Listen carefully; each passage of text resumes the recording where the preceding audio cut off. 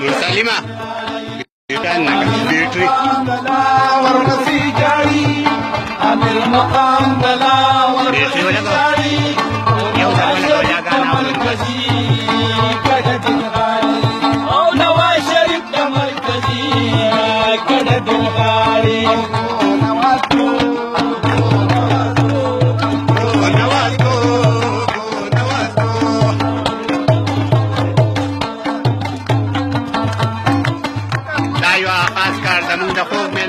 ذاکر د پاره دی چې دا کو نوازګو د امیر مقام په باره کې ده